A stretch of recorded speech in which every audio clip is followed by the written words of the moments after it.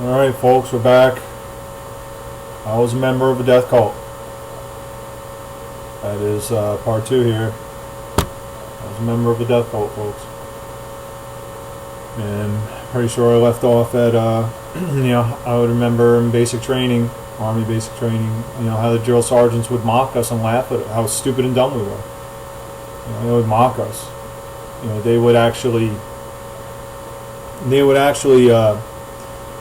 this right here is the essence of mind control. What these drill sergeants would have us doing was they would have us doing drills while we're thinking we're actually getting training and learning things. While we were getting some training and we were learning things, that wasn't the objective. The objective was to really just make fools out of us. Was really what it was. They're just sitting back laughing at, us making fools out of ourselves. And that's what mind control is. Mind control is when someone can get you to do something when you're thinking you're doing something and you're actually doing something else. And that's what it was. There are a great many of the drills that they had us doing were just to make fools out of us and degrade us, while they would just sit back and laugh while we thought we were, doing something, that was giving us beneficial learning, or a lot of, were these competitions we would do against each other, and they would just watch us and laugh at us and how stupid we all were. It's a shame. That's how scary, that's how frightening order following is, folks. When an order giver can have an order follower doing something that the order follower thinks they're doing, but they're really doing something else. There's really a much different motive from the order giver that only the order giver knows, like occulted information, hidden information. And that kind of stuff goes all the way up to these secret societies and these occultists and stuff like that, controlling the whole world only because we allow them to control us. It's order following.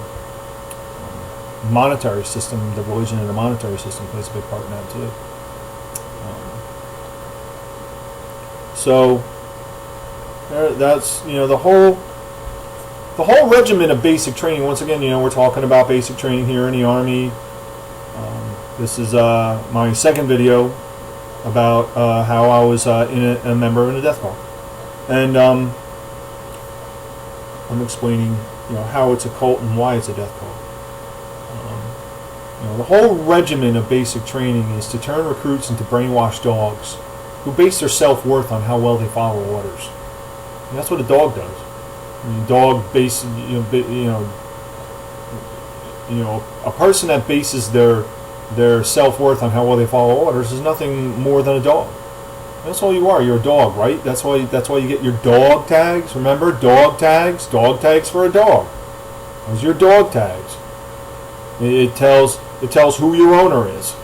It tells who you are and who your owner is. Your lower owner, I guess, not the true owner.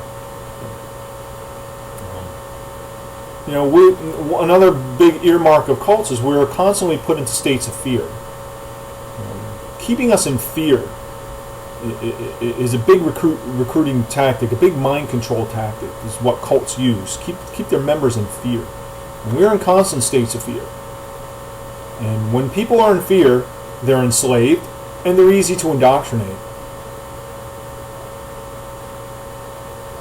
We're constantly put under duress. This is in basic training in the Army infantry. We're constantly put under duress and not given much sleep or having sleep interrupted. That's another big one. That's another big mind control tactic, to not give someone a lot of sleep, but also interrupt their sleep, suddenly interrupt their sleep, and put them in states of fear. And they used to do that a lot of us. They would interrupt our sleep and bring us down because somebody fucking left a goddamn sock in the washroom or some bullshit. They would constantly put us in states of fear, and here we are, being abused by these drill sergeants, and clearly being put in a state of fear for no reason, And what do all the recruits do? They all, you know, everyone wants to know whose sock it was, and who's to blame for this, and and maybe if the guy's found, you're the one that did this to us. No, dudes, wake up. The drill sergeants are doing it to you, man. You guys aren't doing that to yourselves. The drill sergeants are doing it to you, and that's the whole part of mind control that people can't see. That it's the drill sergeants facilitating it, and it's you doing it to yourself. Because once again, let me see if I got to this yet. No, I didn't get to this. But,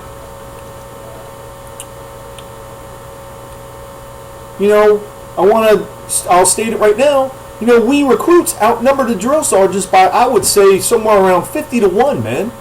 Maybe a little less, 40 to 1. Yet they controlled us and abused us, and we took it and dished it out to ourselves. There it is, folks. That's mind control. That's a cult. That's what a cult does, folks. That is a cult. A cult. Insane, man. Total mind control tactics, man. Despite what people think, you see in popular movies and stuff like that, we weren't generally taught to band together and look out for each other. We were taught to focus on our own success and leave those who struggle behind. There's a lot to this. There isn't, we had guys, we banded together and we had our own cliques and we looked out for each other, shit like that. But generally that's not what we're taught. And then generally that's not how you move up. You want to move up in the military, it's about thinking about your own success and leaving the guys who struggle behind, and even worse, putting them under duress, breaking their chops, all kinds of shit, to being outright nasty and mean to them. Military is, let me tell you something, folks, nothing honorable about the military. Nothing honorable. Nothing honorable. Military is a cult. It's a death cult. And I'm just going to say, young man, young woman also, don't join. Don't join. Do not join this cult, man. I saw many guys who were struggling and getting picked on and sometimes beaten up, and I should have stood up for them. And I regret that to this day.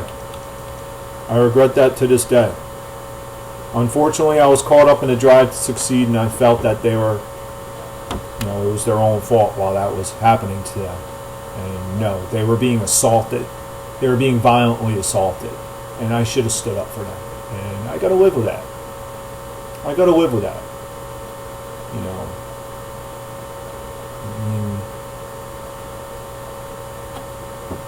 Really, that kind of stuff really isn't for any human being. All that garbage that they put us through, and I should have stood up for those guys, because those guys weren't harming anybody.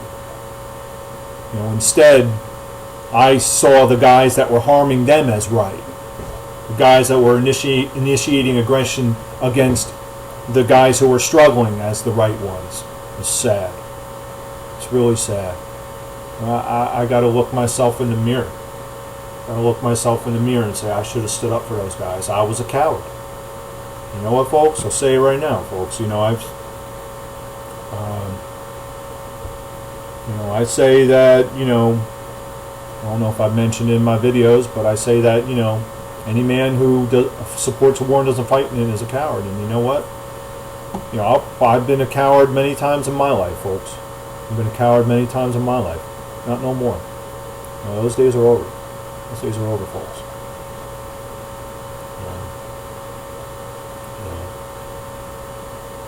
I was a coward, and I should have stood up for those guys.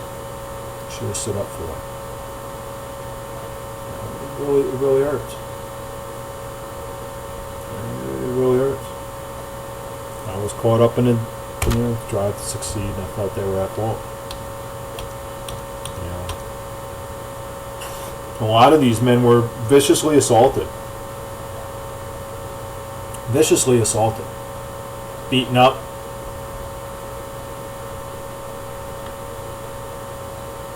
It's horrible. It's horrible. I was assaulted. You know, drill sergeants assaulted many people as well.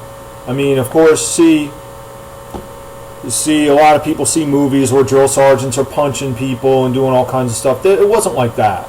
It wasn't like that, folks. It was, you know, the assaults were more subtle and more streamlined into the training. It wasn't just all out, you know, drill sergeants punching guys and kicking them, out just out in front of everybody, beating on a guy and shit like that. You know, it wasn't like that.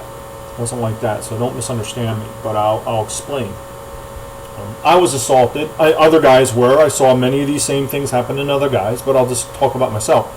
I was assaulted by drill sergeants on several occasions, and I did not see anything wrong with it. And I felt it was my fault. How about that, huh? Talk about self-loathing. I was definitely self-loathing. I was a self-loathing person. It takes a self-loathing person to want to join an organization like this. You really have to hate yourself to want to join an organization like this. You've got to hate yourself. I had a drill sergeant almost break my neck. I'll describe the incident. It was we were doing drills. We were low crawling on a firing range. We were low crawling on a firing range, and he came up behind me. He put his knee on just the right, like below my neck, and he grabbed my K-pot and pulled it up like this and pulled me to the side. And I forget what the reason was. I was doing something that he just wanted to fuck with me, because that's what these people are. I mean, they trying to make it like, we got to be serious because we're in battle, and you're going to be in battle and you got to be serious. Folks, it's not what it is. It's about assaulting people. These people get off on fucking assaulting people. These people are These people are like either psychopaths or secondary psychopaths. These people are just sick people. And he literally almost broke my neck, man. I mean, my neck hurt for like a couple days after that, dude. I mean, nearly broke my goddamn neck. I tell you right now, you don't know how bad I wish I could go back in time. I'd fucking kill that guy. I would. I'd kill him. Assaulting me like that. We didn't have live ammunition.